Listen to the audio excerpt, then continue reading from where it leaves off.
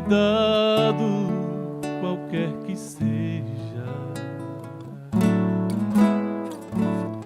pois somente seria muito para ti. É meu, somente meu, todo trabalho, e o teu trabalho é descansar em mim. É meu, somente meu, todo trabalho, e o teu trabalho é descansar em mim.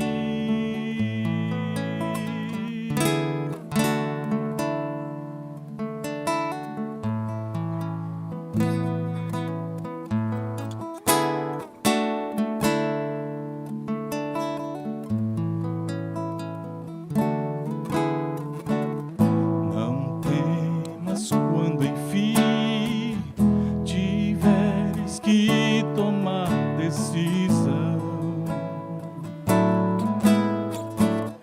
Entrega tudo a mim, confia de todo o coração. É meu, somente meu, todo o trabalho, e o teu trabalho é descansar em mim. É meu, somente meu, todo o trabalho, e o teu trabalho é descansar em mim.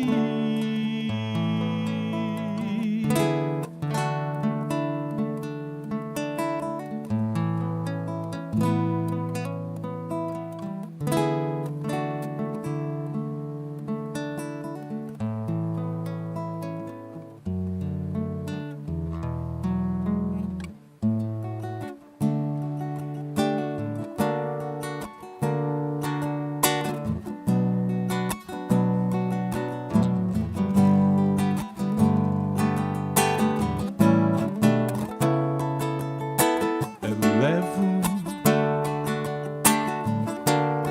os meus olhos para os montes,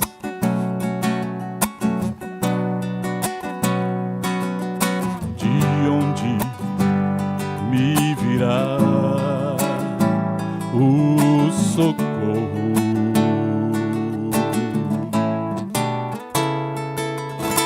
Eu ouço o Senhor me dizendo: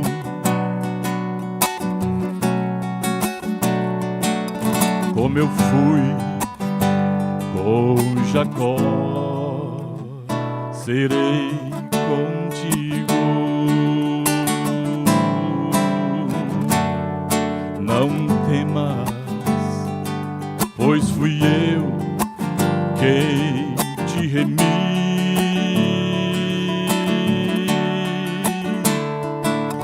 Chamei-te pelo nome, tu és meu.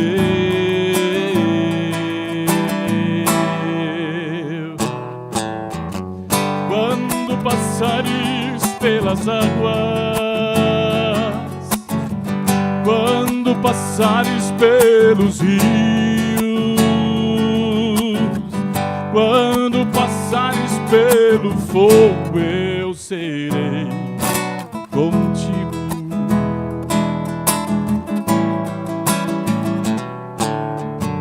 Quando passares pelas águas, quando passares pelos rios, quando passares pelo fogo, eu serei contigo. Serei contigo.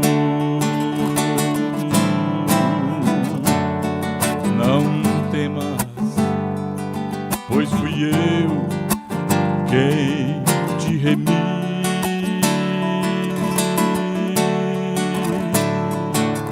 chamei-te pelo nome, tu és meu.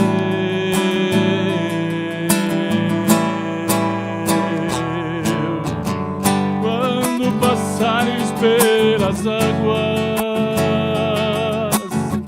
quando passares pelos rios, quando passares pelo fogo, eu serei contigo.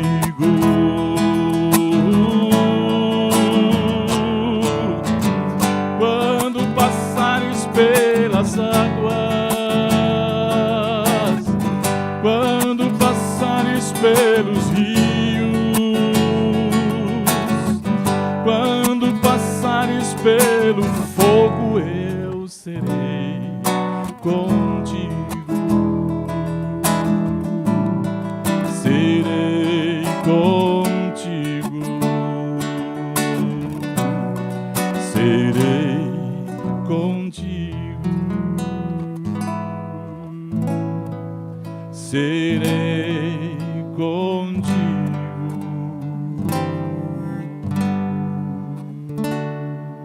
Amém. Fazer desse momento um clamor a Deus, um clamor a Deus. A palavra do Senhor diz: peçam e receberão, procurem e encontrarão, batam e a porta lhes será aberta. Pois todos que pedem recebem, todos os que buscam encontram, e para todos que batem a porta é aberta. Glórias ao Senhor. Eu vou pedir então que as Déboras, junto com essas pessoas, façam um momento de oração e depois eu estarei dando continuidade, orando também por Amós. Por favor, enquanto a igreja também permaneça em oração nesse momento, clamando a Deus por essas pessoas que aqui se encontram e também pela vida de Amós e de todos aqueles irmãos que estão com a saúde abalada nesse momento. Sim, junta aí, pertinho.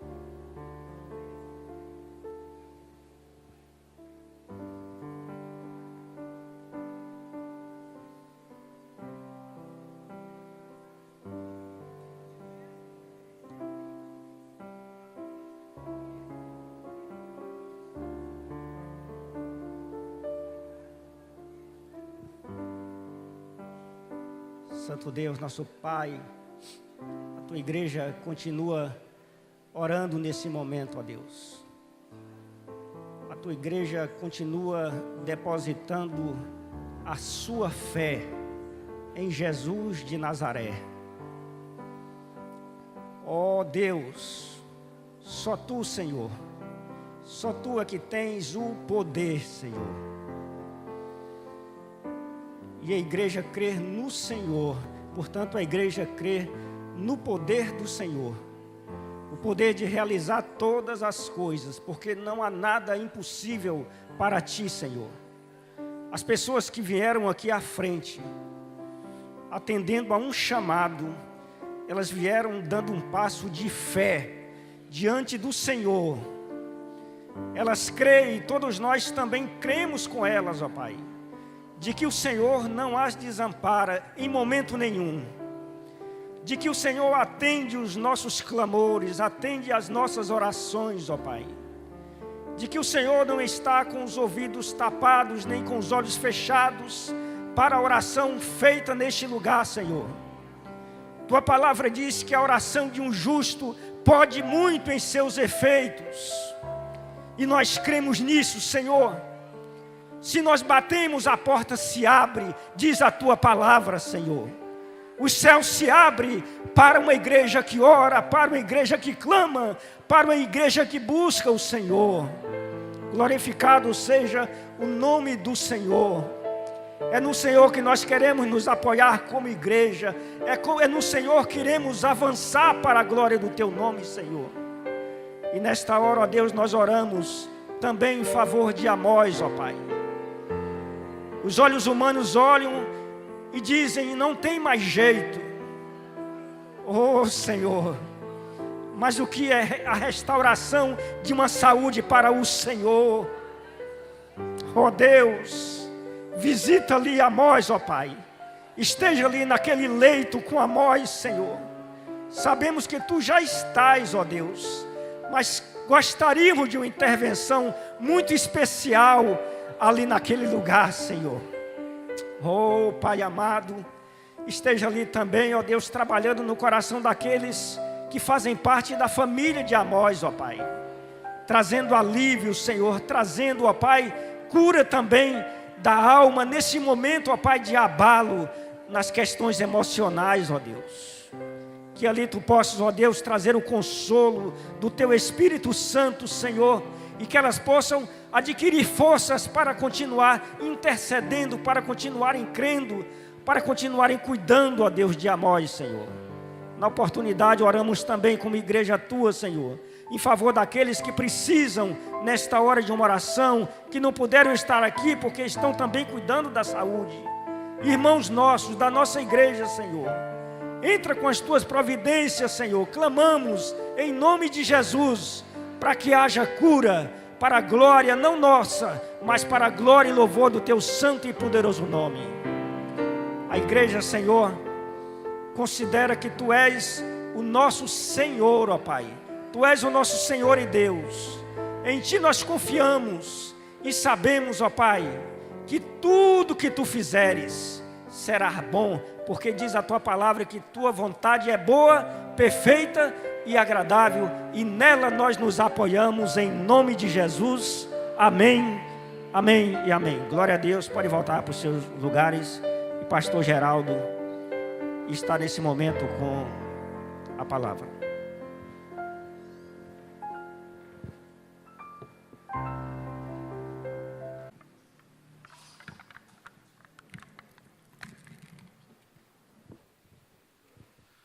Quero saudar a igreja com a graça e a paz do Senhor. Amém? Aurélio e Janete estão aí? Em algum lugar? Não estão? Hoje eles fazem 40 anos de casamento. Pena que eles não estão aqui. A filha me mandou um zap para que eu lembrasse dessa data importante para a família. E eu falei, olha, quando eu chegar na igreja, eu farei menção e orarei por eles. Como eles não estão aqui, quando vocês encontrarem com eles, deem um abraço caloroso, porque 40 anos de casamento é uma história. Queridos, eu estou vindo de uma outra igreja, onde eu estava pregando agora. Hoje pela manhã estive no encontro de casais com Cristo, da Primeira Igreja Batista de Itapetinga. Fomos recebidos por João Altécio, o irmão de Amós, e aquela igreja também está orando por Amós. Muita gente unida nessa corrente de oração. E vamos continuar. A última palavra quem dá é o Senhor da vida. Quero também avisar os irmãos que no próximo dia 16 de junho nós teremos a realização de batismos. Aqueles que já fizeram parte da classe de preparação para o batismo, no dia 9 terão uma reunião com o Ministério de Membresia, cujo líder era o Amós, estará sendo substituído temporariamente, tá, por Erlon. Quando Amós retornar, ele retoma o seu ministério. Então, procure Erlon para se batizar, e aqueles que querem ser membros da nossa igreja, que fazem parte ou fizeram parte de outras igrejas, também procure o irmão Erlon, que no dia 9 essa reunião será feita, para que no dia 12 nós tenhamos uma assembleia aqui na quarta-feira. Convido-vos a abrir as vossas Bíblias em 2 Samuel, capítulo 9.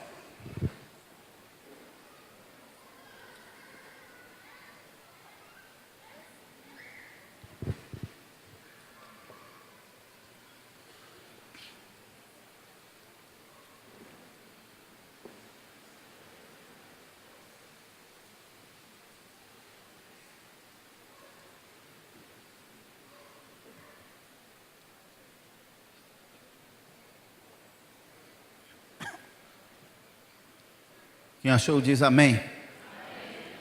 Ok, antes de lermos, eu já ia esquecendo algo importante. Essa semana recebi um telefonema do pastor Davi Pina, da Convenção Batista Baiana, falando da intenção da convenção e lançar a campanha de missões estaduais na nossa igreja. Então, estamos vendo uma data, provavelmente será no início de julho, no início ou final de julho. O irmão Gilles que vai estar à frente dessa data. Naquele lançamento vai estar aqui o presidente da nossa Convenção Batista Baiana. A nossa igreja foi escolhida dentre todas as igrejas batistas do estado para esse lançamento. Quando estiver próximo, tivermos a data, eu vou avisar os irmãos para que os irmãos estejam presentes, façam um esforço para essa grande celebração, porque isso será repercutido em todo o estado. Ok, 2 Samuel, capítulo 9. A história é longa, é uma história que eu trago novamente. Eu quero ler apenas o versículo 7. 2 Samuel 9, 7 está escrito assim: E disse-lhe Davi: Não temas, porque de certo usarei contigo de benevolência por amor de Jonatas teu pai, e te restituirei todas as terras de Saul teu pai, e tu sempre comerás pão à minha mesa. Querido Deus, mais uma vez, entramos na tua presença em oração, diante da tua palavra e do teu povo. Te pedimos que tu nos use como um instrumento teu, que a voz seja minha, mas que a palavra seja tua. Tu que nos conheces, tu que nos trouxestes aqui nesta noite, que possamos sair daqui com a certeza de termos ouvido a tua voz. No nome de Jesus é que te pedimos e agradecemos com humildade e fé. Amém. Trago de novo essa história porque essa é uma das histórias mais conhecidas e mais emocionantes do Antigo Testamento. Tudo começa quando Abner, o capitão do exército de Saul, ele vai levar Davi à presença do rei Saul. Davi havia vencido um gigante Golias. Isso tinha repercutido positivamente em todo o reino. Abner coloca Davi debaixo do braço e leva até a presença do rei Saul. Quando chega à presença do rei Saul, Saul vai perguntar-lhe uma coisa simples: quem é teu pai? Qual é a tua família? De onde você veio? Davi vai dizer: olha, eu sou o filho de Jessé, o belemita, e Jessé é teu servo. Grave isso. No primeiro encontro dos dois, Davi vai dizer: Jessé, o teu servo.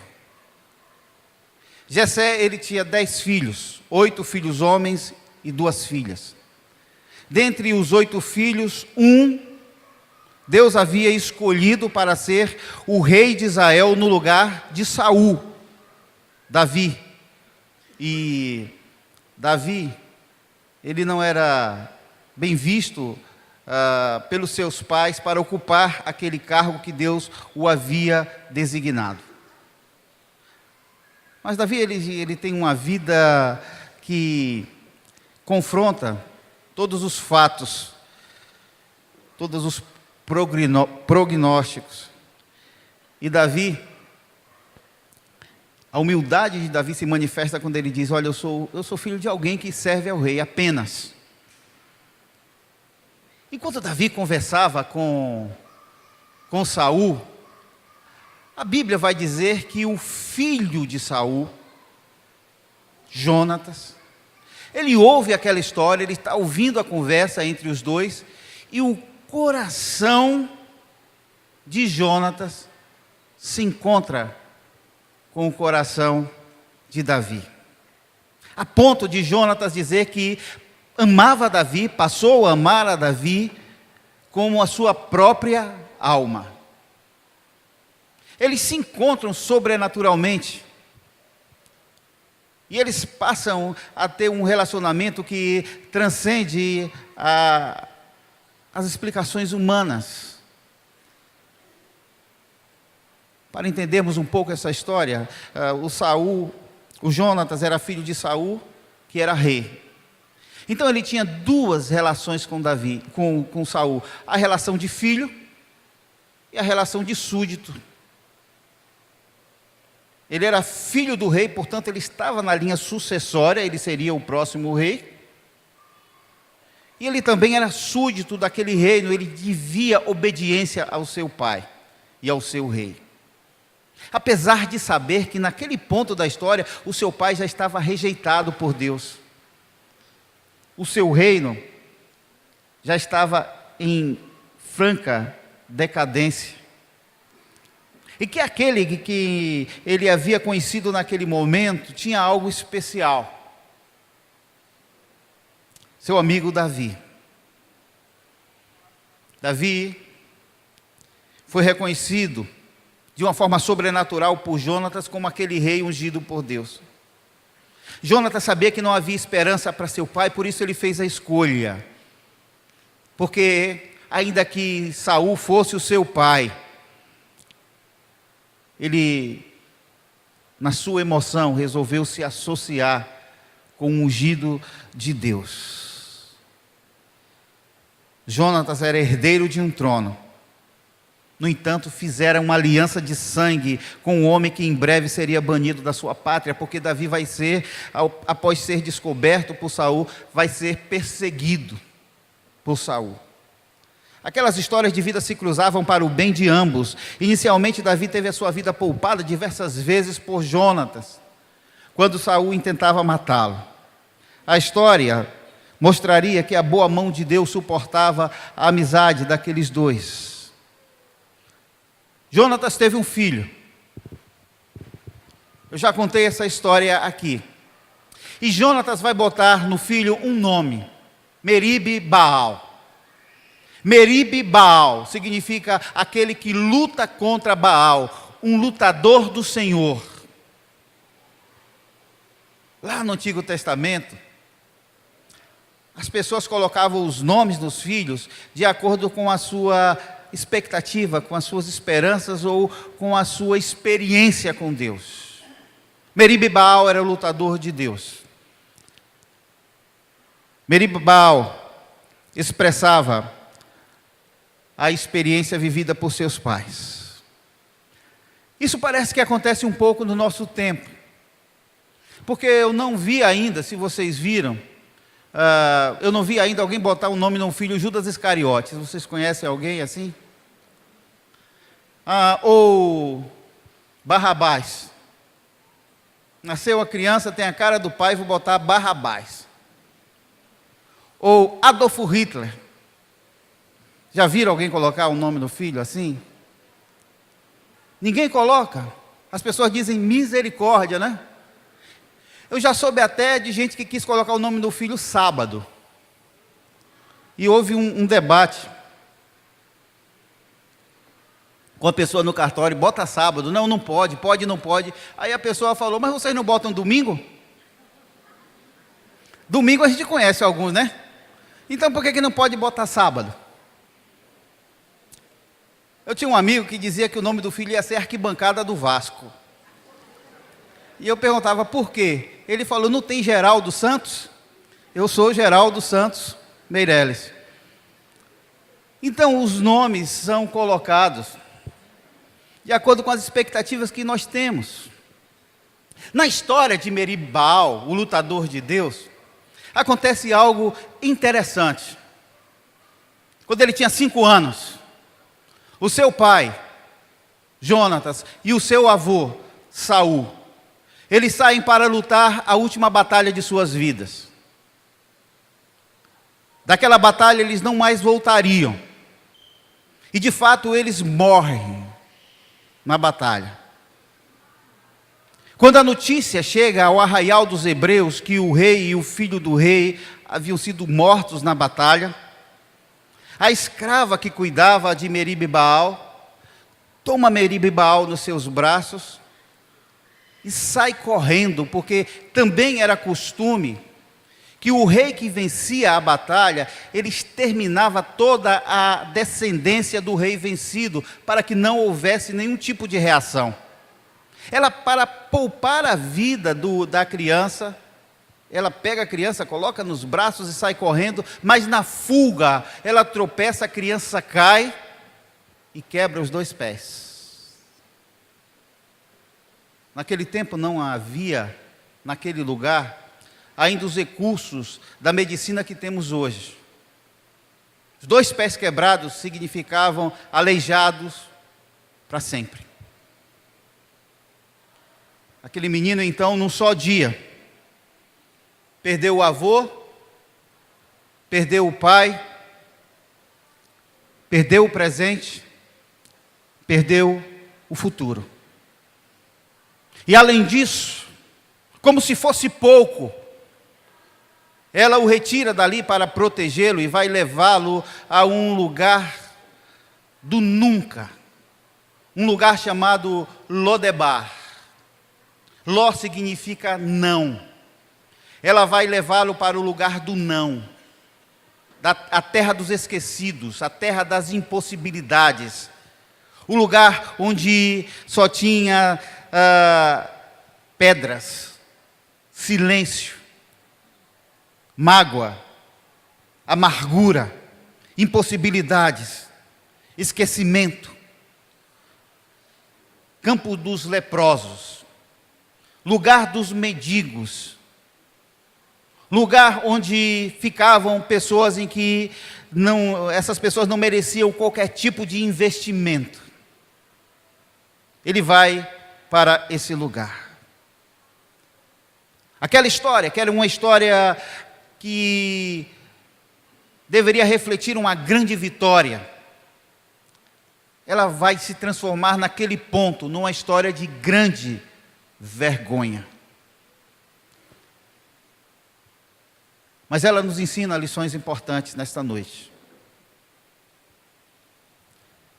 E a primeira delas é que Deus jamais esquecerá em Lodebar aqueles que nasceram para viver em Jerusalém.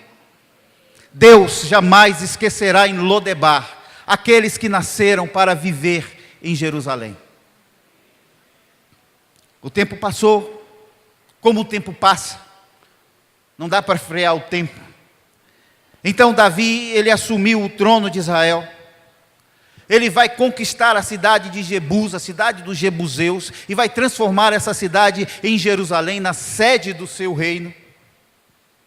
Ele vai ampliar as suas fronteiras, porque ele era um grande estrategista de guerra.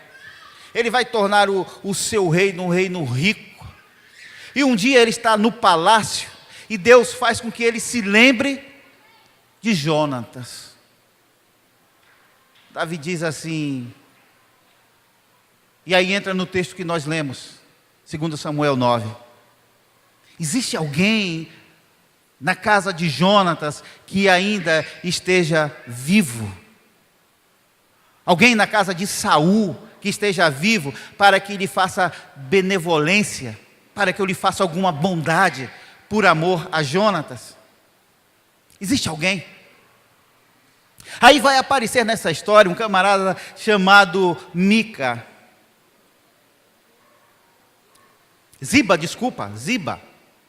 Ziba, sujeito atrapalhado, sujeito maldoso, sujeito preconceituoso, que havia sido servo de Saul quando Saul era rei. E eles pegam Ziba e trazem à presença de Davi, à sala do trono. Davi faz a pergunta: existe alguém ainda da casa de Saul para que eu possa fazer alguma bondade por amor a Jonatas? Aí Ziba diz assim: existe. Tem um filho aleijado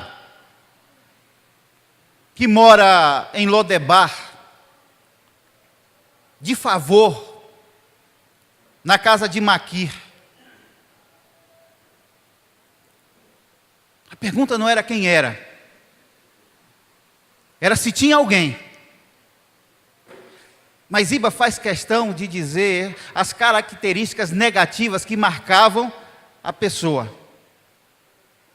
Ele é aleijado, ele mora na terra dos esquecidos e ele mora de favor.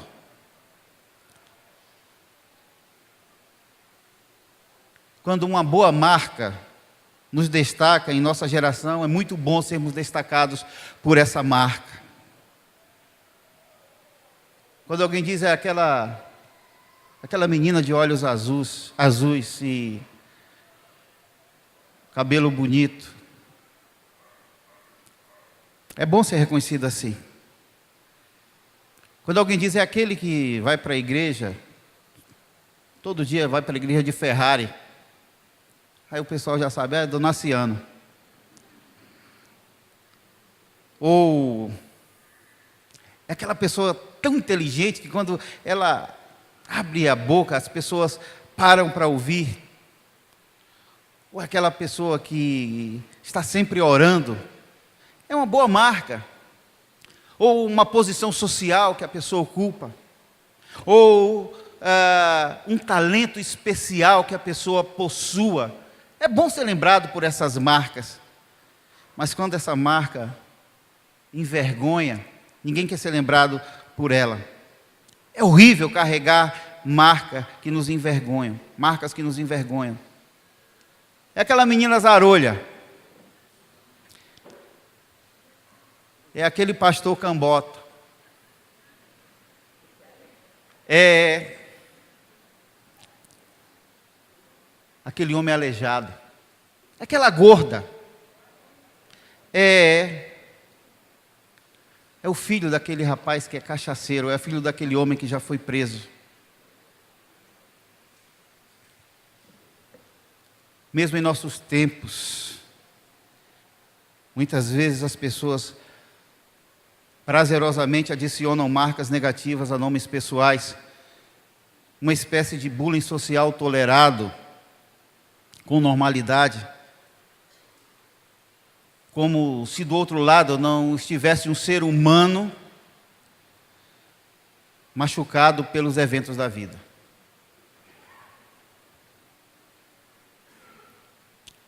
A Bíblia diz que mesmo Ziba ter sido maldoso,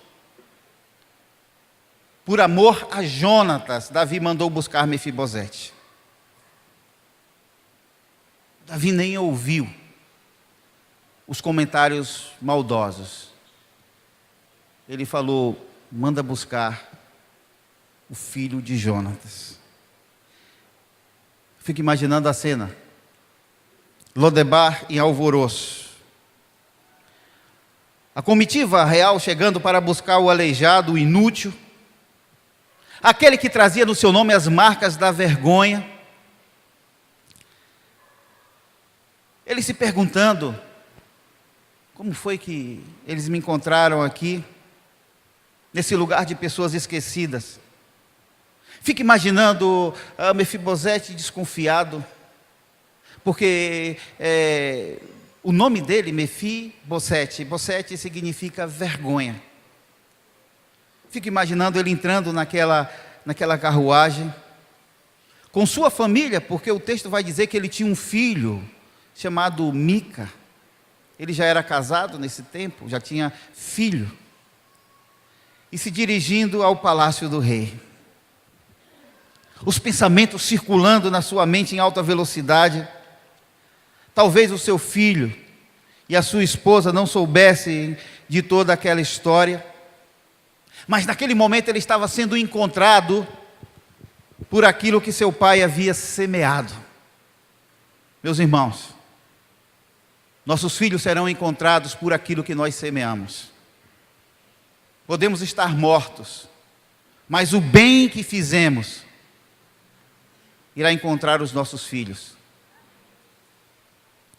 assim como também o mal.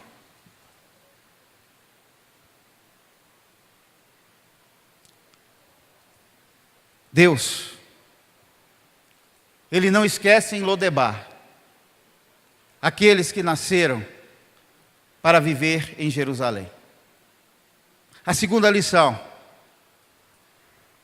é que ninguém vai entrar na presença do rei por méritos próprios. Ninguém. Quando Mefibosete, ele chega à sala do trono e encontra Davi, ele se joga no chão, com a boca no pó, com o rosto em terra. Versículo 6, aí de 2 Samuel 9, ele diz: eis aqui o teu servo, o neto de Saul, com o rosto no pó, declarando-se servo de Davi. Você sabe, lembra aí como começou essa história? Davi na presença de Saul dizendo: eu sou filho de Jessé, teu servo. E agora a vida deu uma volta imensa. E está o neto de Saul, com o rosto no pó, dizendo: eu sou teu servo. A vida é assim. Às vezes a gente está embaixo, mas às vezes Deus faz o tempo passar e nos coloca lá em cima. A dinâmica da vida é assim. Esses dias eu estava pensando no encontro que eu tive há 11 anos atrás, que eu achei muito bacana. Naquela época eu trabalhava pelo Estado e tinha ido fazer um curso de auditoria no Rio de Janeiro. E eles tinham me colocado num hotel em Copacabana, onde era realizado o curso, próximo ao Copacabana Palace. Então eu só fazia descer 3 andares, entrava na sala e voltava. E era um curso de imersão. Era assim uma coisa meio maluca. Mas terminou na sexta-feira, meio-dia. E quando terminou sexta-feira, meio-dia, eu cheguei na recepção do hotel e falei assim: eu quero um carro que me leve a Nova Iguaçu. Quem conhece a minha história sabe que eu morei em Nova Iguaçu, que foi a época do pó, a época mais restrita da minha vida.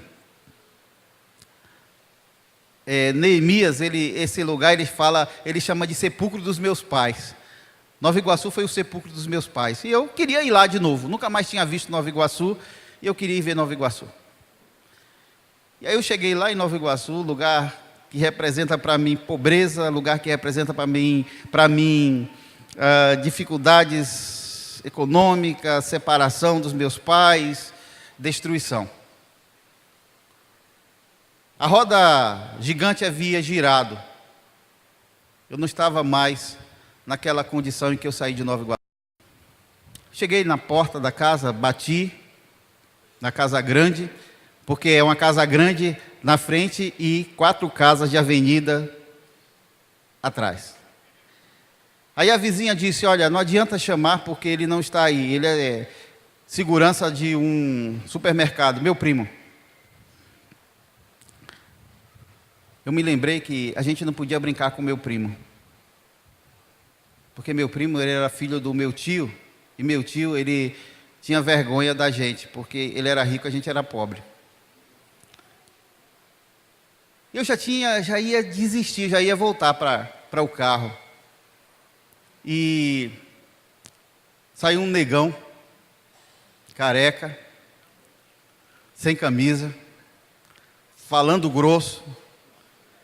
Quem quer falar comigo?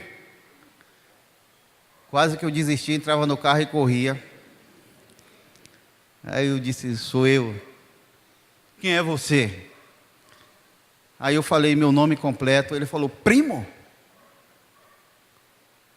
Aí desceu, eu entrei, ele me mostrou a casa que já não era tão grande quando eu era pequeno. Eu falei, eu quero ver o lugar onde eu morei, a avenida. O lugar é tão miserável que estava do mesmo jeito, da mesma cor, só os telhados caíram. Ô lugarzinho abençoado. E aí ele me levou na outra casa, na laje, onde nós podíamos ver o bairro. Nós nos sentamos ali. E eu falei, esse bairro está muito violento? Ele disse, não. Aqui quando aparece alguém valente, a gente mata. Não tem. E o pior é que na conversa eu descobri que ele frequentava uma igreja evangélica. Eu não soube administrar até hoje esse tipo de fé que mata, né, na maior normalidade. Na volta, nós tiramos fotos, nós brincamos, e na volta, o motorista que me levou, ele falou, eu nunca vi uma história dessa. Ele era um português. Eu vim lá de Portugal, moro tantos anos no Brasil, e às vezes quando eu volto para conversar com os meus parentes, é uma dificuldade para eles se lembrarem de mim, mas vocês não se viam há quase 40 anos e engataram uma conversa aí que parece que não houve separação. Eu falei, eu também não pensava assim. Mas sabe o que eu tiro? Deus me levou àquele lugar de desonra, honrado. Porque eu mereço? Não. É porque Ele é Deus. Mefibosete, ele podia ser guerreiro como seu pai. Mas aquela queda aniquilou seus sonhos, por isso ele carregava feridas na alma. E mesmo que os seus pais estivessem vivos, ele não poderia ser mais guerreiro, porque eles se transformaram num aleijado. Quando ele foi levado para o lugar do esquecimento, sem família, sem referência, sem apoio, naquele lugar de impossibilidades, ele se acostumou com as suas perdas, de tal forma que ele perdeu completamente até a esperança que sua vida podia mudar. Então Davi vai responder a Mefibosete que por amor a Jonatas, ele vai devolver todas as terras de Saul para Mefibosete. E ele vai fazer mais, ele vai dizer, não apenas isso, Mefibosete, mas você vai comer comigo à mesa, como se fosse um dos meus filhos. Eu te devolvo tudo, mas quero você comigo à mesa. Isso não importa se você é aleijado, isso não importa se você perdeu toda a sua esperança, isso não importa qual é o seu estado, se você está maltrapilho, se você está fedendo. É uma decisão minha. Queridos, como quando entramos na presença do Rei dos Reis, não é pelos méritos ou pelas virtudes que achamos que possuímos, é por causa de Jesus, é por causa daquela cruz ensanguentada no centro da história humana, expiando e justificando os nossos pecados, porque quando nós merecíamos morrer em Lodebar, Ele nos chamou para viver em sua presença em Jerusalém. Não é porque você é bonito, não é porque você é culto, não é porque você tem um brasão da família ou porque você tem talentos especiais, é porque Ele te ama, apenas por isso, porque Ele morreu na cruz em teu lugar, porque Ele expiou os teus pecados, porque Ele justificou os teus pecados. É por isso que você entra na presença dEle, é por isso, é por mérito dEle. A terceira coisa, a terceira lição, só o amor incondicional de Deus, e apenas o amor incondicional de Deus pode ser a solução para todos os nossos traumas. Só o amor incondicional de Deus é a solução para os nossos traumas. Impactado com o tamanho daquele amor, Mefibosete vai abrir a sua alma e vai dizer, quem é teu servo? Para teres olhado para um cão morto como eu. Versículo 8, se você estiver acompanhando. Quem é teu servo?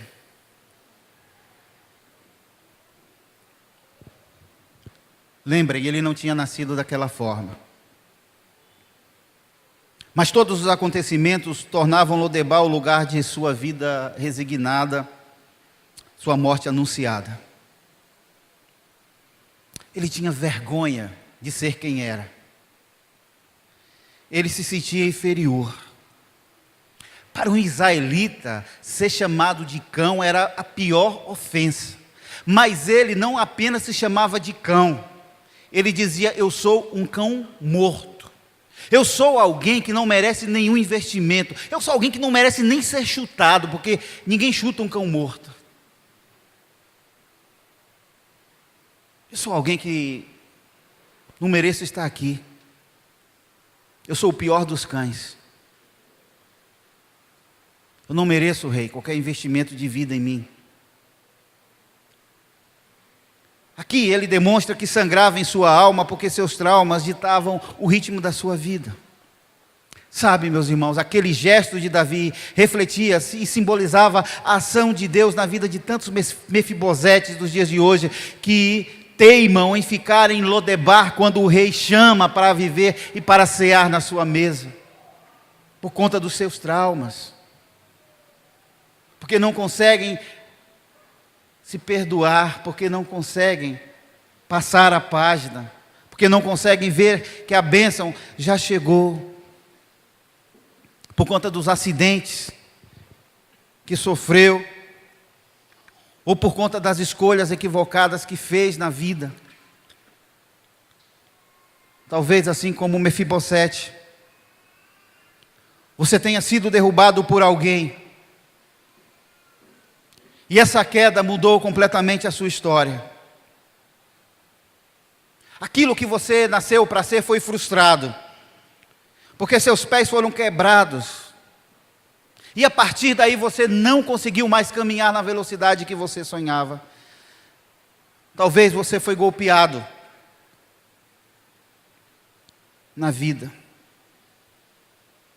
Saiba que só Deus e apenas Deus pode mudar o teu destino. Só Deus e apenas Deus pode mudar a tua história. Por isso Ele te chama para mudar o quadro de derrota que ofusca a beleza da sua vida. Talvez com medo da vida, com medo das lutas, assim como o Mefibosete, você preferiu aceitar o fracasso, você preferiu aceitar a vergonha de Lodebar. Você chora suas perdas, mesmo quando ninguém sabe. Na calada da noite, na sua cama, no silêncio, no escuro. Você se sente um Mefibosete, um cão morto. Você sorve seus traumas. Mas saiba que Deus não te quer em Lodebar. Saiba que você nasceu para ser um príncipe de Deus, uma princesa de Deus.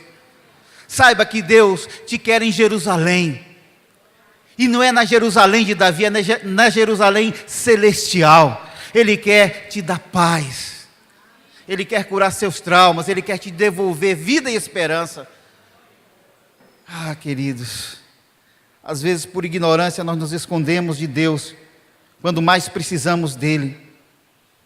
Por ignorância fugimos daquele que mais necessitamos. Você não é um cão morto. Você não é alguém sem importância na vida. Hoje Deus quer te honrar. Hoje Deus quer te levar a lugares altos. Deus quer acabar com a vergonha que machucou a tua vida, que manchou a tua história. Por isso, querido, em nome de Jesus, você não está aqui nesta noite por obra do acaso. O rei mandou te buscar, porque Lodebar não pode ser o lugar do fim da tua vida. Lodebar não pode ser o lugar do fim da tua família. Lodebar não pode ser o lugar da criação dos teus filhos. Lodebar não pode ser o lugar da construção e do cenário da tua história. Deus quer devolver o que é teu. Quer restaurar os teus sonhos, quer fazer com que você possa sentar com Ele à mesa todos os dias. Sabe, quando a gente compreende isso, começa um tempo novo na nossa vida. Quando a gente não compreende isso, a gente vai viver mais do mesmo todos os dias. Jesus diz àqueles que caminham com Ele, e Lucas registra no seu Evangelho, capítulo 22, versículos 29 e 30, eu vos destino um reino, como meu Pai me destinou, para que comais e bebais a minha mesa no meu reino, e vos assentei sobre tronos, julgando as 12 tribos de Israel. Ele quer que sentemos à sua mesa. Quarta e última lição dessa história. Viver diariamente na presença do Rei é tudo o que precisamos. Viver diariamente na presença do Rei é tudo o que precisamos. Mefibosete então passa a comer na mesa do rei. Sabe o que é interessante nessa história? É que ele continuou aleijado. Não houve milagre físico. Houve milagre na vida emocional de Mefibosete. Houve transformação do caráter de Mefibosete.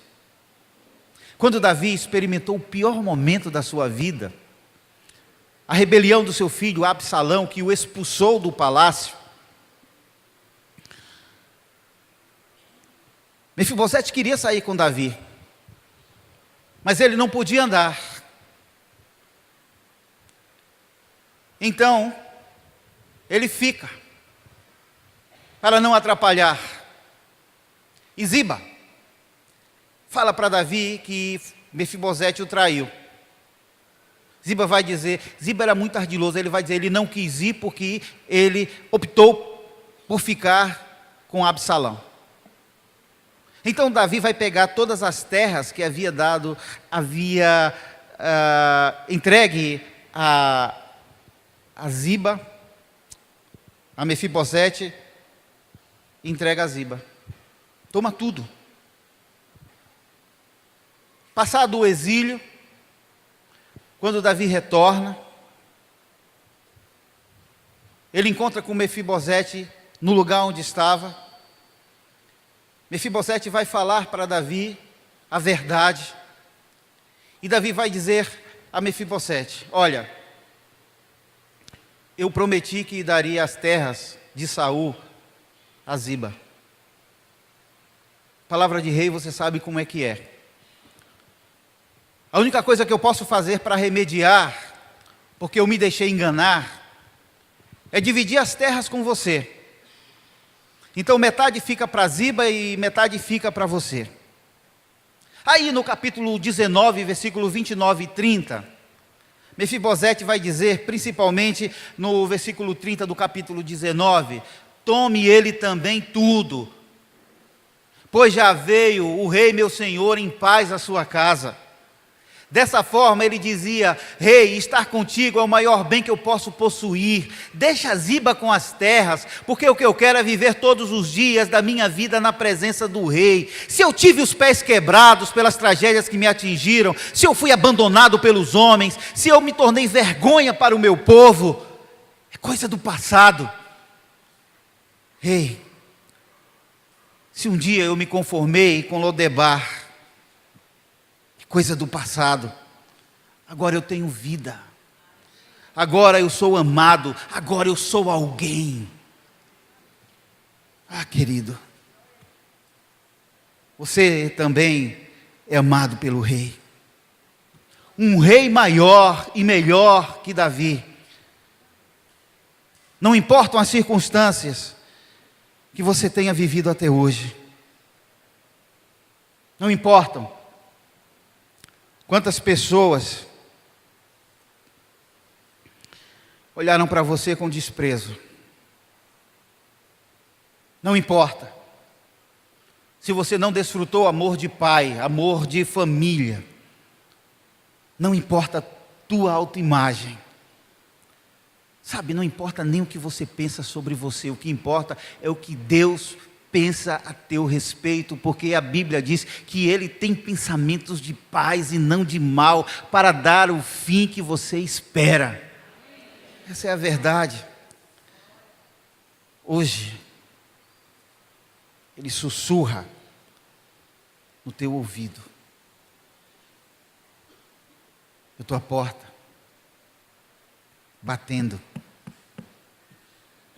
Se você ouvir a minha voz e você abrir a porta, eu quero entrar no teu coração, eu quero entrar na tua casa e quero cear contigo. Quero que você ceie comigo. O rei hoje mandou te chamar de forma especial, porque Ele se importa contigo. Seu lugar não é Lodebar. Seu lugar é Jerusalém celestial. Você entende isso? Curva a sua cabeça, em nome de Jesus.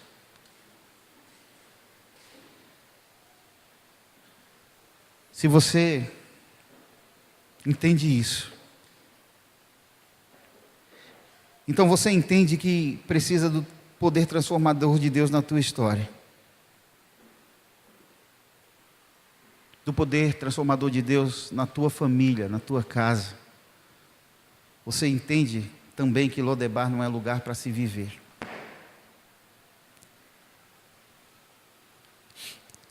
Eu quero te convidar a orar comigo. Eu quero convidar primeiro você que quer dizer para Deus: Deus, eu entendo que eu preciso me libertar dos meus complexos de inferioridade. Aquilo que me faz com que eu me sinta um cão morto. Aquilo que me faz menor do que eu sou. Eu quero ter a certeza que eu sou um príncipe teu, uma princesa tua. Eu preciso disso. Então, se o Espírito Santo de Deus de alguma forma tocou no teu coração, fica de pé onde você estiver para orar comigo. Em nome de Jesus.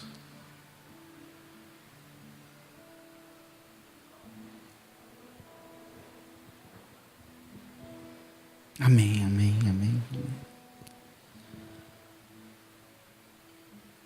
Amém. Sabe que existem vitórias na nossa vida que estão a um passo de uma oração? Quantas vezes Deus quer nos abençoar? E a gente só precisa dizer eu quero. E nessas horas, os nossos confrontos, eles ocorrem dentro da gente, não importa o que as pessoas pensam. Porque elas não conhecem as nossas lágrimas, nem as nossas mágoas, nem as nossas histórias. Aliás, elas nem se importam.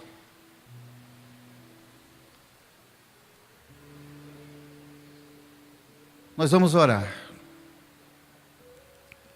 Eu não sei se tem alguém aqui que nunca fez uma oração dizendo assim: Senhor, eu me arrependo dos meus pecados, eu me arrependo dos erros que eu cometi na vida. Eu quero entregar a minha vida completamente nas tuas mãos e ser teu de verdade, tua de verdade. Eu quero que o Senhor direcione a minha vida de acordo com a tua vontade. Se você quer orar assim comigo, fica de pé também, em nome de Jesus. Amém. Tem mais alguém? Amém. Amém. Lá atrás. Amém. Amém. Amém. Eu vi todos vocês ficando de pé. Eu não vou chamar vocês aqui na frente, não. Querido Deus, nós te louvamos. Porque quando a tua palavra é semeada, ela não volta vazia. Porque a tua palavra não é por mérito humano, mas é porque tu tens um compromisso com essa palavra. Obrigado, Senhor, pelos ouvidos abertos que a entenderam e que de pé dizem: liberta-me, Senhor, desse esse complexo de Lodebar, e coloque em mim aquele sentimento de que eu nasci para viver em Jerusalém. Eu nasci para cear na presença do Rei, na mesa do Rei todos os dias. Independente da minha história, independente do que eu fui, é pelo teu amor. Coloca isso dentro de mim de uma forma, ó Deus, que ninguém tire, essa certeza que ninguém consiga tirar. Faz isso, Senhor. Faz o brilho brotar nos olhos daqueles que são teus e que precisam dessa certeza. Assim como também escreve o nome daqueles que ficaram de pé no livro da vida, com a tinta do sangue do Cordeiro, onde jamais será apagado. Faz isso, Senhor, para a glória do teu nome. Tudo isso te pedimos com humildade e fé, no nome de Jesus. Amém. Vamos ficar todos de pé? Podemos cantar antes da bênção?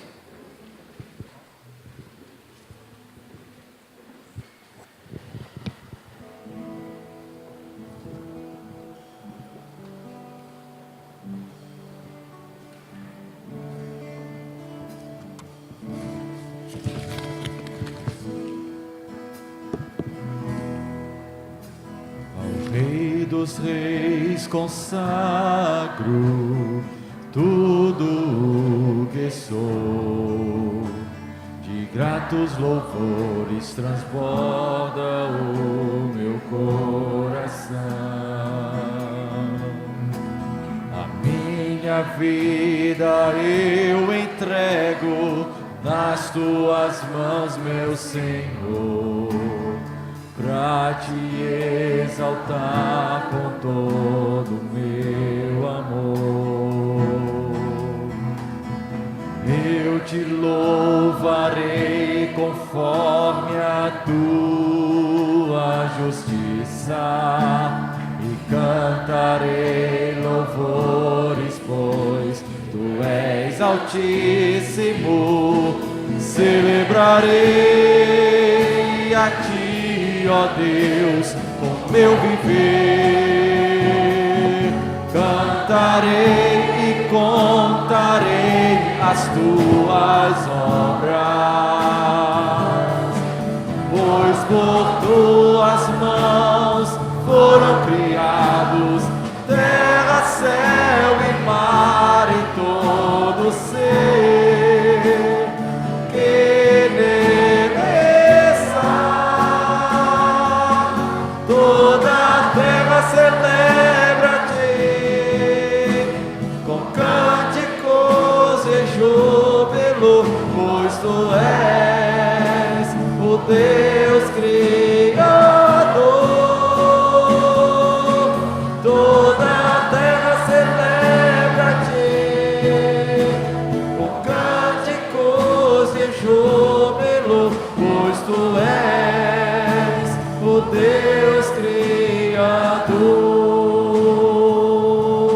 Celebrarei a ti, ó Deus, com meu viver, cantarei e contarei as tuas obras,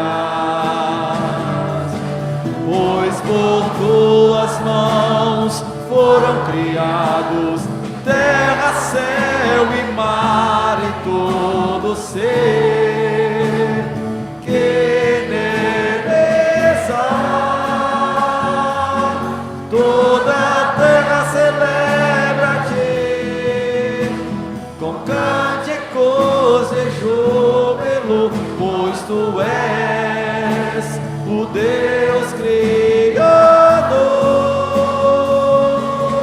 Toda a terra celebra-te com cânticos de júbilo, pois tu és o Deus Criador. Pois tu és o Deus Criador. Pois tu és o Deus Criador.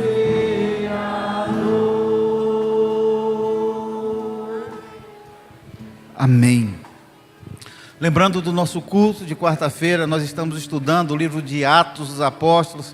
Se você quer conhecer mais um pouco da palavra de Deus, a história da igreja primitiva, quarta-feira nós estamos, além de orar por todos os pedidos, além da comunhão do culto, estamos estudando o livro de Atos. Estamos em Atos 9. Você pode ler Atos 9 e 10 e vir quarta-feira. Tem sido assim momentos muito profundos na presença de Deus. Curvemos as cabeças. Que o Senhor te abençoe e te guarde. Que o Senhor faça resplandecer o rosto sobre ti e tenha misericórdia de ti. O Senhor sobre ti levante o rosto e te dê a paz. Abrace pelo menos 3 pessoas. Uma boa semana.